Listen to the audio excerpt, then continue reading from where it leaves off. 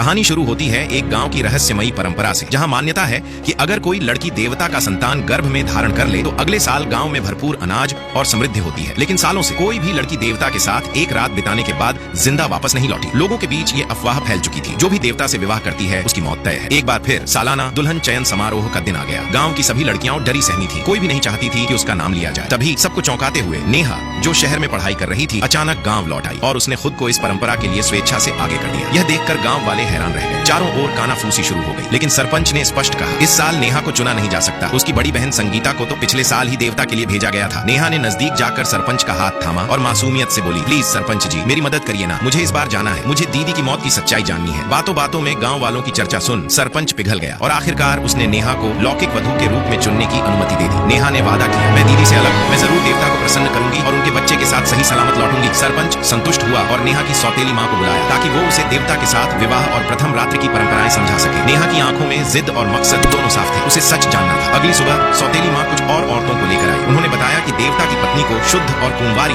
होना चाहिए। लेकिन तभी सौतेली माँ की नजर नेहा के बिस्तर पर पड़े कुछ अजीबोगरीब उपकरणों पर पड़ी। उसका चेहरा सख्त हो गया। तू अब भी कुंवारी है या नहीं? उसने कठोरता से पूछा। नेहा ने पूरे आत्मविश्वास से जवाब दिया, बिल्कुल, ये बस कुछ हेल्थ डिवाइसेज हैं। उपस्थित सभी महिलाएं उत्सुक हो गईं और नेहा ने मजाक में कहा, अब तक लौकिक वधू कभी भी देवता का बच्चा लेकर जिंदा नहीं लौटी, क्योंकि वे खुद तैयार नहीं थी। मैंने एक ज्योतिषाचार्य से सलाह ली, उन्होंने यही उपाय बताए। नेहा ने अपने सारे गैजेट्स और ट्रिक्स सबको समझाए और कई महिलाओं ने जिज्ञासावश उन्हें अपनाया भी। फिर सौतेली माँ ने चुपचाप उसे समझाया, हर एक स्टेप जरूरी है, जरा सी चूक भी तुम्हारी जान ले सकती है। नेहा मुस्कुराकर बोली, चिंता मत करो माँ, ज्योतिषाचार्य ने कहा है मेरी किस्मत में सौभाग्य है और यही वजह है कि मैंने अब तक शादी नहीं की। मेरी किस्मत सिर्फ देवता के लिए है। गाँव के बुजुर्गों ने भी उसे आशीर्वाद दिया। अब इस गाँव का भविष्य तेरे हाथ में है। शाम होते होते नेहा ने नहाकर शरीर की जांच करवा ली और फिर पूजा स्थल पहुंची। जैसे ही वह वहां पहुंची, उसके सौंदर्य को देख गांव के कई मर्द स्तब्ध रह गए। सरपंच ने उसे वहीं शादी का जोड़ा पहनने को कहा। नेहा चौंक गई, ये ठीक नहीं है, सब पुरुष हैं यहाँ, मेरा शरीर केवल देवता के लिए है। सरपंच बोला, ये लोग बस चेकिंग टीम है, इनकी अनुमति के बिना तुम पहाड़ की ओर नहीं जा सकती। मजबूरी में नेहा ने सबके सामने कपड़े बदले। वहां मौजूद पुरुषों की नजरों से वह असहज हो गई, लेकिन उसने खुद को संभाला। शादी का जोड़ा पहनने के बाद वह काफी नर्वस दिख रही थी। सभी ने उसे घेर कर पहाड़ की ओर भेजा। रास्ता लंबा और टेढ़ा मेढ़ा था। एक मोड़ पर नेहा जानबूझकर गिर पड़ी और उसका हाथ छिल गया। सरपंच गुस्से में बोला, शुभ दिन पर देवता को खून दिखाना अपशकुन है। नेहा ने जेब से एक तावीज निकाला। ये ज्योतिषाचार्य का दिया हुआ सुरक्षा तावीज है। उन्होंने पहले ही बता दिया था कि आज खून निकलेगा, पर डरने की बात नहीं, ये शुभ संकेत है कि मैं मां बनूंगी। बातों बातों में सबका गुस्सा शांत हो गया। फिर सरपंच ने उसे लाल रिबन दिया और कहा, इस रिबन को पहने रहना जब तक तुम देवता के सामने न पहुंचो। उनके इलाके में किसी और चीज को देखना मना है। नेहा धीमे धीमे चलती रही और जैसे ही लोगों की नजर हटी, उसने मुट्ठी भींच ली। घाव से खून बह रहा था। अंत में वो लोग लौकिक गुफा तक पहुंच गए। एक महिला धीरे से बोली, तुम्हें तो मजा आएगा, देवता जवान और हैंडसम है, मैं तो अब तक अकेली हूँ। नेहा मुस्कुराई, आप निश्चिंत रहिए,